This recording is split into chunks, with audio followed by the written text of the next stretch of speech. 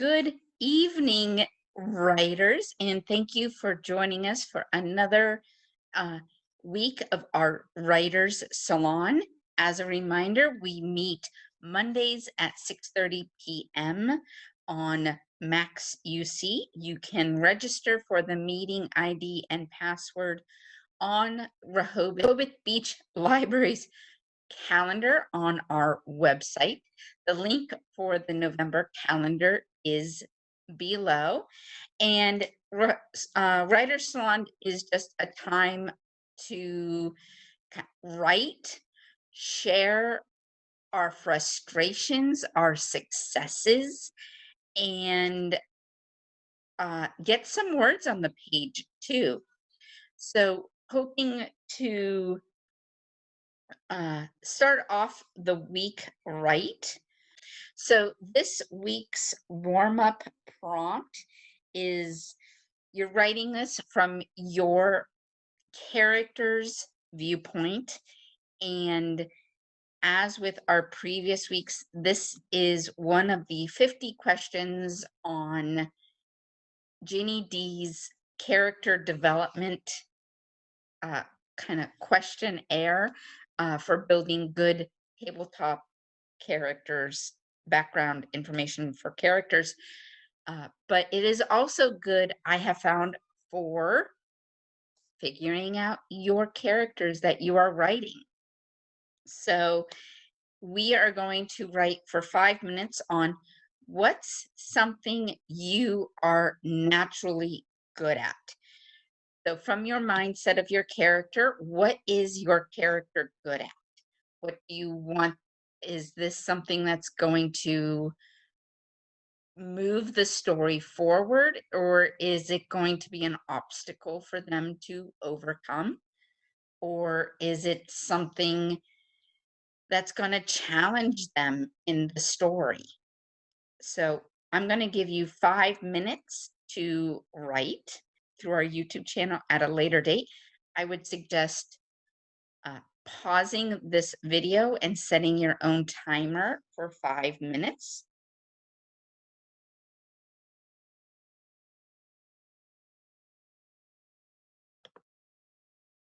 Okay, so 5 minutes is up, and I wanted the topic we're going to discuss, I think, is very character driven this week. But I also think it's obviously more of a writing problem. And to write your characters, you have to know who you are. And to write your story, you have to know who you are. So I have linked this book below, but I have just received it, and it is a NaNoWriMo book, and it's published through Chronicle Books. But the title of the book is Pep Talks for Writers, and it's 52 insights and actions to boost your creative mojo. And it's written by Grant Faulkner and supported by National Novel Writing Month, NaNoWriMo. So I'm just going to read this little part here at the end of the chapter for this week. Write your story your way. Pause to identify the voices within yourself. Ask yourself this question: are you writing your story a different way because of another's judgment or taste? If so, has that led the story in a good direction? This pep talk was all about knowing thyself and about writing, like that little synopsis said, write your story your way. And it can be one of the most, at the beginning of the pep talk, it says, can be one of the most challenging things you can do as a writer, but you should, it says, always answer to yourself. Every time you sit down to write, think about what you want to say. So What our topic was tonight was getting what's in our head onto the page. And in researching for tonight's meeting, I found a great blog post from Fiction University, and it's entitled Get What's in Your Head onto the Page. And the blog post is wonderful, but it covers 4 kind of topics. And I will link, if you are, once again, if you are following us on YouTube at a later date, I will have the 2 articles that I reference in tonight's meeting in the description below. So the first one is about ambiguity. And if you didn't know what a particular detail or line meant, would it still provide the same information? This is a common spot to not provide enough information to fully understand why something is important. And the article continues to say, keep some details vague to maintain the mystery. Aim for enough context to understand the general gist of it. So you can read the entire article below, but you have to support your information and you have to give enough context clues. And that kind of leads into number 2. Are there enough emotional clues for readers to see how the characters are feeling? And so you want to write your characters emotionally developing throughout your story, but you also need to show different layers of their emotional maturity. And the article says it's common to forget to add enough clues about how the characters are feeling. What they say and do is right, but the emotional impact of those actions never appears. So our characters seem cold and heartless, or go in the opposite direction and have sudden emotional outbursts without warning. So you want that social emotional development to be kind of steady throughout your story. The third point is there enough internalization to show what the POV character is thinking? So POV is point of view. And is there enough internalization and thought from that character that's offering the point of view to support the story and to show what they are thinking? We're often, as writers, focused on action and dialogue, so it's easy to forget to add the internal thoughts as well, and that supports their development and their thought about what is going on in the story. And it allows readers to figure out what's going on inside of their head, especially if they need to act contrary to what would be their natural inclination. And point 4 was, are the characters' motives clear? Readers can see that the characters are doing, but not why. They need to be told or led to know through the internalization, going back to point 3, why they are doing the actions that they are doing. Sometimes without that context, the scene feels aimless and lacks enough narrative drive to grab the readers and make them curious about what is going on. Another great article that I found is actually an entire blog. So this is another blog. It is actually from a blog called The Book Designer. And it's practical advice to help build better books, and all sorts of different information on this page. This particular article was how to get the story out of your head and onto the page. And it's a lesson on shaking off the burden of knowledge. And the burden of, as the writer, we know everything about our book.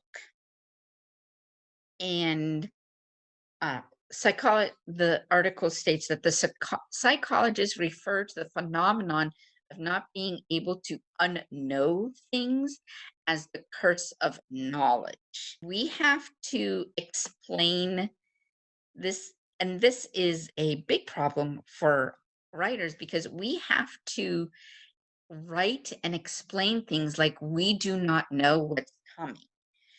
Or, all that we know is what we kind of have to put ourselves into the position of the reader. They have to understand, they only understand what we have told them up to a certain point. And we have to communicate that information through the characters' actions, through their what they have said, and we have to make that clear. And so that comes through with the world building and the character development and the setting and everything that, and the context clues that they have that are expressed. So the second thing is a work in project. And work in progress, in the article that this is from, they give you a work in progress scene. And you are then asked exactly uh, what is missing. And so you can ask yourself certain questions about to improve the scene. And then they do an exchange with the author where they talk about what is missing, what you don't get as a reader to make that a better story. So then they go into a revised written the scene rewritten, and then we get to avoiding that curse of knowledge. So how can you avoid the curse of knowledge in your own work? First of all, you be aware of your particular curses. What do you know about your story, your characters, your field of expertise, culture, your world? What is in your bones? Be aware of it, and be aware that your reader doesn't know any of it. Then next, read through the work looking for places where you have left things out, like being like a dog on a hunt, sniffing out omissions and places where you failed to give the reader the information they need. Err on the side of giving them too much. Uh, More writers make the mistake of being stingy than they do the mistake of being generous. And it's easier to cut out too much than to build something that is too thin. Always write too much, and then you can call it out. 3 is remember that readers aren't interested in physical details or actions unless they mean something. So everything you write needs to have importance. You tell the readers that the character has curly hair and green eyes. Why? You say that they use crutches or they're in a wheelchair. Why? And describe the use of that wheelchair in their actions, their everyday life, the difficulty in that. Why? So always think about why you are telling somebody, the reader, something. 4, if an editor or critique partner says that your work is a little flat or not quite clear or not quite on the page, write down your arguments the way the author did above. if you read the article, example article, and see how much of what you think is not on the page is really there. Is something missing? And then you can write it in and put it on the page in the appropriate areas. Number 5 is remember that you make readers guess too much or fill in the blanks too often. They will end up telling a different story in their minds than the one that you intend. That is a recipe for losing your reader. They want to be led. They want you to write with authority. They want to lose themselves in your story. And that is how to avoid the curse of knowledge, according to this blog. And the author makes some excellent choices here. And to end our evening, we are going to do a writer's sprint. So you can pause the video here and set a 20-minute timer. But for those who have not joined us before, a writer's sprint is a timed period where you can write as many words as possible. If you have a current project, pick up where you left off and write as many words as you can in the 20 minutes allowed. If you do not have a current project, we have supplied a prompt for today. Appetite for autumn. What is your favorite fall treat? Is it roast turkey or pumpkin pie? Caramel apples or hot chocolate? Warm chocolate chip cookies or freshly baked applesauce muffins? Pick your favorite, whatever that treat may be, and use vivid sensory words to describe your treat. Remember, no detail is too small. Explain how it looks, smells, tastes. What do you hear from your treat? Does it sizzle a little bit? Do your taste buds crack when you sip it or nibble on it? So if you are following along after our meeting on our YouTube channel, feel free to pause this screen and set your own 20-minute timer.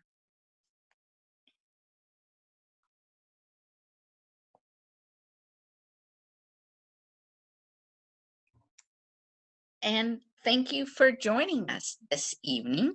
We hope you enjoyed it and have gotten some words out of your head onto the page. Remember, no detail is too tiny, and you want to get out of your own author head and into the reader's head. How are they going to perceive that line? What are they going to learn from that sentence? So thank you for joining us, and we will see you soon and write with you soon. As the calendar for the website to join us next week is below, as well as both of the articles and the page for NaNoWriMo books are all linked below. Thank you very much.